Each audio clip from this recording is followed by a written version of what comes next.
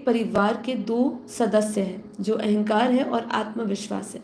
ये दोनों ही एक ही परिवार के दो सदस्य हैं, लेकिन इन दोनों में कितना अंतर है ये हम जानते हैं। आत्मविश्वास कहता है कि मैं अच्छा हूँ। क्या? आत्मविश्वास ये कहता है कि मैं अच्छा हूँ, और अहंकार ये कहता है कि सिर्फ मैं ही अच्छा हूँ। ठीक है, दोनों में भेद समझ रहे हैं ना? कि आत्मविश्वास कि मैं अच्छा हूँ, हम क्या बोलते हैं, संकल्प क्या लेते हैं कि मैं बेहद के बेहद की महान आत्मा हूँ। बापूजी ने जो मॉर्निंग में मेडिटेशन का कराया, उसमें सबसे पहला संकल्प क्या है? बापूजी ने जो सबसे पहला संकल्प यही बोला कि मैं बेहद के बेहद का महान आत्मा हूँ। तो ये जो है, केवल मैं महान आत्मा हूँ नहीं, महान आत्मा हूँ, ये है आत्मविश्वास। ठीक है, इसी विश्वास से आपकी प्रगति होती है, आपकी उन्नति होगी आपके आध्यात्मिक मार्ग पे। लेकिन अहंकार से आपका पतन हो जाएगा। तो अहंकार ये कहता है कि सिर्फ मैं ही अच्छा हूँ, सिर्फ मैं ही महान हूँ। आत्मविश्वास कहता है कि मैं हार नहीं सकता हूँ। क्या? ये भी एक विश्वास है, क्योंकि जो भगवान पे विश्वास करेगा वो इस तरीके का विचार थोड़ी रखेगा कि मेरा क्या होगा, तो भगवान का फायदा क्या। इसीलिए उसके निष्ठा में, उसके निश्चय में क्या, उसकी निश्चिंतता दिखेगी। क्या दिखेगी? वो कहेगा कि मैं कभी भी हार नहीं सकता हूँ। अहंकार कहता है कि मुझे कोई हरा नहीं सकता है। दोनों में अंतर है, समझिए ध्यान से। तो आत्मविश्वास और क्या कहता है? आत्मविश्वास कहता है कि मैं हर मुकाबले के लिए तैयार हूँ, लेकिन अहंकार कहता है कि मेरा मुकाबला कोई नहीं कर सकता है। दोनों की भाषा में देखिए, दोनों में देखिए, एक में समर्पण है, एक में विश्वास है। समर्पण कैसे है? परमात्मा में समर्पण ही उसका विश्वास बना हुआ है। अगर वो समर्पण नहीं होगा भगवान के प्रति, तो उसका विश्वास भी नहीं होगा। आत्मविश्वास तो बहुत जरूरी है आत्म शक्ति और आत्मबल को बढ़ाने के लिए। अगर आत्मविश्वास के कारण ही तो हम कोई कार्य को अच्छी तरह कर सकते हैं, अपने आध्यात्मिक मार्ग को एक उन्नति तक पहुंचा के एक हम उस चेतना के स्तर पर पहुंच सकते हैं। आत्मविश्वास हमेशा चेतना के स्तर को बढ़ाता है और अहंकार चेतना के स्तर को गिराता है। तो आत्मविश्वास की गूंज जो है वो सफलता तक ले जाती है। बहुत सुंदर। आत्मविश्वास क्या करता है? आपकी आत्मविश्वास की गूंज आपको सफलता तक ले जाती है और अहंकार की गूंज आपको विनाश तक। ठीक है, ये बहुत ही सूक्ष्म अंतर है। काफी बार हम लोग बोलते हैं कि मैं बेहद के बेहद की परम परम आत्मा हूँ, लेकिन इसी संकल्प में हम ये भूल जाते हैं कि जब हम किसी से निंदा कर रहे हैं, जब हम किसी के ईर्ष्या कर रहे हैं, किसी को नीचा दिखा रहे हैं, किसी के लिए हमारे मन में बुराइयां हैं, हम किसी का अवगुण देख रहे हैं, तो उस समय हम कहीं ना कहीं इस आत्मविश्वास से अहंकार की ओर हम प्रवेश कर जाते हैं। क्योंकि हमारे अंदर क्या भावना हो जाती है?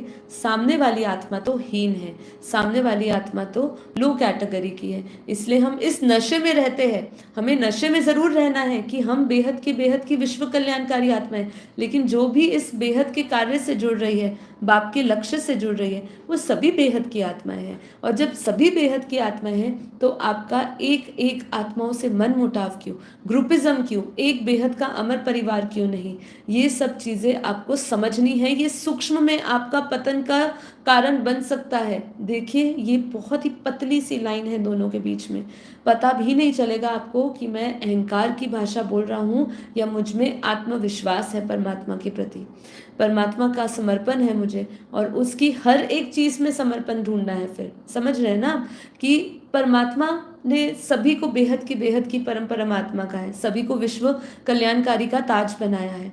तो इसका मतलब है कि सभी सक्षम हुए। अब जब सभी सक्षम हुए, सभी के अंदर वो पावर है, चाहे ऊपर नीचे है, पुरुषार्थ के अनुसार है, कर्म बंधनों के अनुसार है। हो सकता है आत्मा आज आपको कमजोर दिख रही है क्योंकि उसके कर्म बंधन बहुत ही कड़े हैं।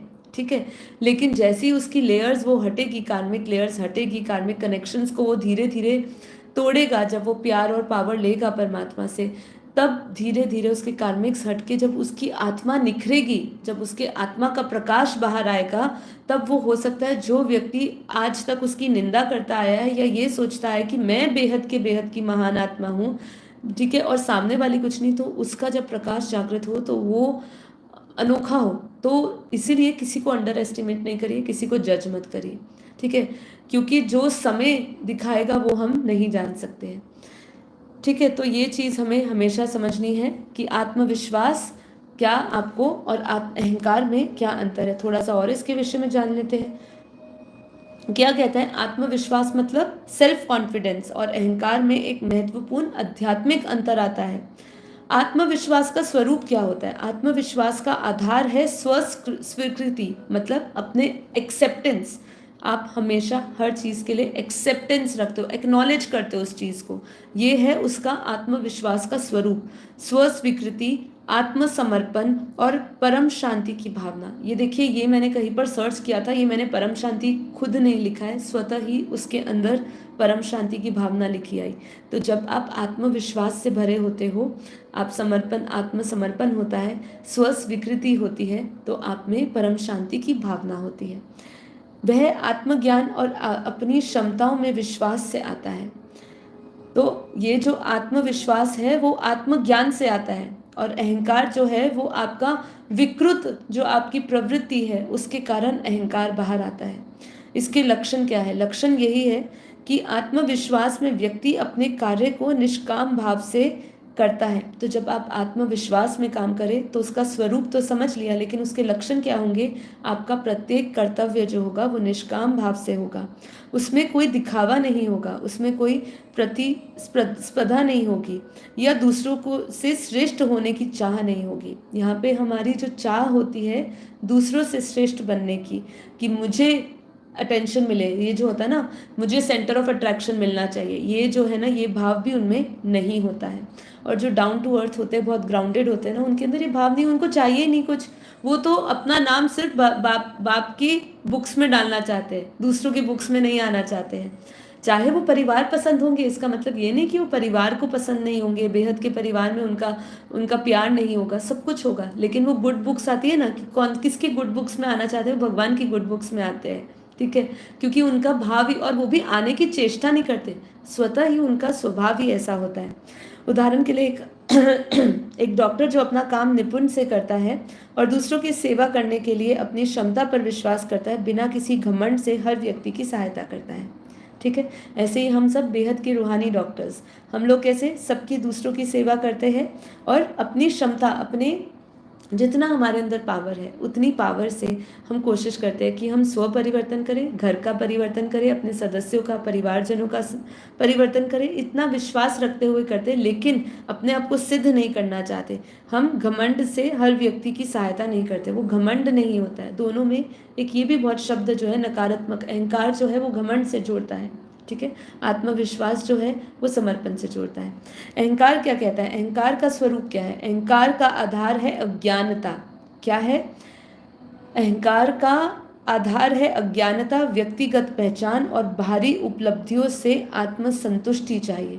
आत्मसंतुष्टि आत्मज्ञान प्राप्त करके नहीं चाहिए, बाहरी उपलब्धियों से उसको संतुष्टि चाहिए। ये उसका स्वरूप है। अहंकार का स्वरूप है अज्ञान, और हम वहीं पर ही, जब हमने आत्मविश्वास का स्वरूप समझा था, दोनों में भेद समझा था, तो वो है समर्पण, आत्मसमर्पण है, और स्व स्वीकृति है। यह दूसरों से श्रेष्ठता दिखाना या अपने अहम को बढ़ावा देने का उद्देश्य से होता है। जो अहंकार का स्वरूप होता है उसकी बात करें। इसका लक्षण क्या है?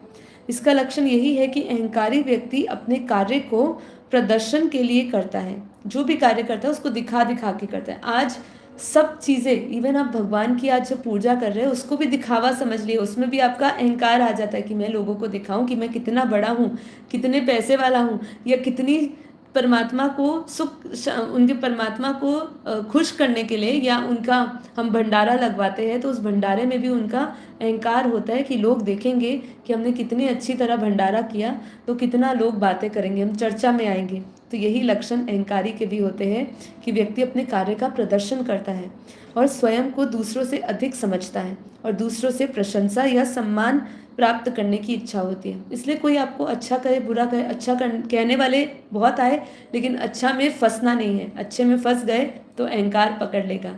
ठीक है, अब उदाहरण के लिए कहते हैं कि एक व्यक्ति जो किसी की सभा में अपना ज्ञान का प्रदर्शन इसलिए करता है ताकि लोग उसको सराहना दे, उसे श्रेष्ठ समझे, ये अहंकार की परिभाषा है। ये अहंकार की ये परछाई है कि मतलब ये अहंकार आपके अंदर बोल रहा है। आज मैं आपके सामने सिर्फ ज्ञान इसलिए अपना दूं, या ये समझूं कि ज्ञान देकर देखिए कितने लोगों में परिवर्तन आ गया है। मतलब एक ही एक खुशी की भाव हो सकते हैं आपके अंदर, लेकिन ये मैंपन करने वाला कि देखिए मेरे योग कराने से लोगों के अंदर कितना परिवर्तन आ गया है, मेरे योग कराने से लोगों की ज़िंदगी बदल गई है। अरे भाई, जब मैं यहाँ पे नहीं बैठी थी तो भी ये ज्ञान तो था ही। जब मेरी खुद की जागृति परमात्मा ने करी, वही जागृति से बस हमें प्रकाश देना है। बाकी सबकी जागृति का हमने बेड़ा नहीं लिया हुआ है, मतलब वो स्वयं के पुरुषार्थ से अनुभव कर रहा है। मैं अगर हम जब कर रहे हैं ये योग, तो हम तो सिर्फ एक निमित्त बन के कर रहे हैं, लेकिन वो जो आपके अंदर अगर किसी दिन जागृति हो जाती है तो वो हमारे कारण नहीं हुई है, वो आपकी जागृति का समय आ चुका था। आपका पुरुषार्थ आपने इतना किया कि आपने पुरुषार्थ और ज्ञान को जब अपने जीवन में धारण किया, दोनों को साथ साथ किया, तो आपने जागृति हुई। ये सिंपल सी बात है। इसका बेड़ा अपने कंधों पे उठा के उसके लिए खुशी मनाना, ये मूर्ता की बात है। दूसरा, एक और बहुत सुंदर बात कह रहे थे, आत्मविश्वास जो है वो बहुत ही बड़ी बात है, मतलब एक पॉजिटिव बात है। और जब हम अहंकार की बात करते हैं, वो एक मूर्ता को दर्शाता है। अहंकार मूर्ता का विषय है। हम मूर्ख व्यक्ति ही अहंकार में फंसता है। ठीक है, तो ये एक बात हो गई। अब क्या करना है, तो अब आपको समझ आया कि अहंकार और आत्मविश्वास में कितना भेद है। तो दोनों को समझते हुए कैसे रहना है, हमें हमेशा आत्मविश्वास से भर के रहना है, अहंकार से नहीं। ठीक है, यहाँ पे और भी बहुत चीज़ कह रहे हैं। आत्मविश्वास में व्यक्ति अपने ईश्वर स्वरूप का अनुभव करते हैं और अपनी क्षमताओं का उपयोग करते हैं, जबकि अहंकार में व्यक्ति अपने शरीर और भौतिक पहचान से जुड़ा रहता है। तो दोनों में अंतर, अहंकार परमात्मा से नहीं जोड़ेगा। अहंकार तो सबसे पहले परमात्मा तोड़ेगा कि कामी क्रोधी लोभी को मैं माफ कर सकता हूँ, लेकिन अहंकारी को नहीं माफ कर सकता हूँ। क्यों कहा भगवान श्री कृष्ण ने?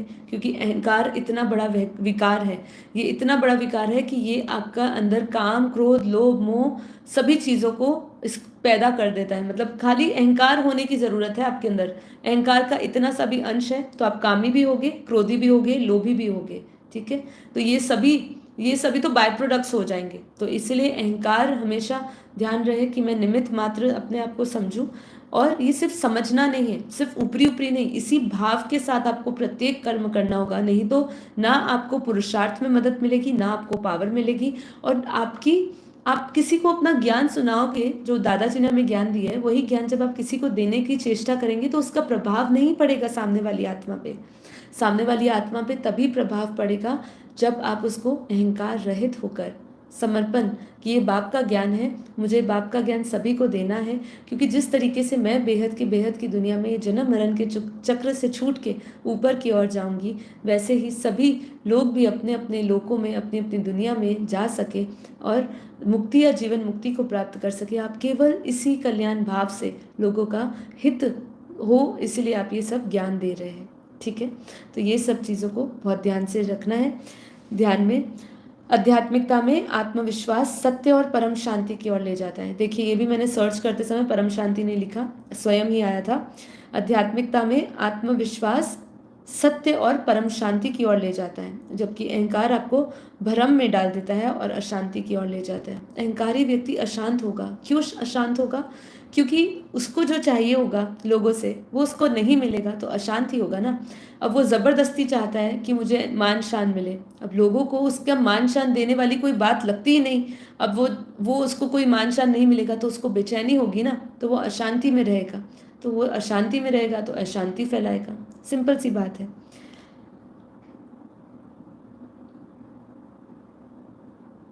जब आत्मविश्वास की हम बात करते हैं तो इसका आध्यात्मिक प्रभाव क्या पड़ता है? आत्मविश्वास आध्यात्मिक प्रगति का एक हिस्सा है, क्योंकि यह व्यक्ति को मार्ग पर अडिग और शांति में रखता है। कि कोई भी समस्या आए, कोई भी आपका मार्ग हो आगे, उसमें आपको व्यक्ति जो है वो अडिग रहता है। क्यों? आत्मविश्वास उसका प्रगति का हिस्सा बन जाता है। और आध्यात्मिकता का प्रभाव, जो अहंकार होता है उसका आध्यात्मिकता पर क्या प्रभाव पड़ता है? अहंकार आध्यात्मिकता में एक रुकावट बन जाता है। फिर आप बोलेंगे रुकावट के लिए खेद है। ठीक है, क्योंकि अहंकार में होंगे तो रुकावट तो आएगा ही आएगा। वह व्यक्ति के मन में अशांति और दूसरों के प्रति द्वेष की भावना उत्पन्न कर सकता है। ठीक है, तो ये हमारा एक बहुत बड़ा अंतर है। वैसे हम कहें ना, एक पतली सी लाइन नहीं, बहुत बड़ा अंतर है। इसको ध्यान से अगर हमने अब ये पूरा शुरू किया, शुरू में हमें लगा कि इसमें एक सूक्ष्म सी एक लाइन है। सूक्ष्म लाइन इसलिए बोली है इसके बीच में क्योंकि भेद पता नहीं चलता। जब आप अपने व्यवहार में लोगों के साथ जिस तरीके से व्यवहार करते हो, उसमें ये पता नहीं चलता है कि आप आत्मविश्वास है आपका बोल रहा है, बाप के ज्ञान के ऊपर आपका विश्वास बोल रहा है, या आपका खुद का अहंकार बोल रहा है। मतलब आपको बाप अधिकारी आत्मा बनाता है ना, तो जब आप ज्ञान के अधिकारी बन जाते हो, बेहद के विश्व के अधिकारी बन जाते हो, तो आपकी भाषा में वो अधिकार और परमात्मा पे विश्वास के कारण वो अधिकार आपके ऊपर बोल रहा है या वो अहंकार बोल रहा है। इसके बीच में पतली लाइन है, बाकी भेद तो दोनों में बहुत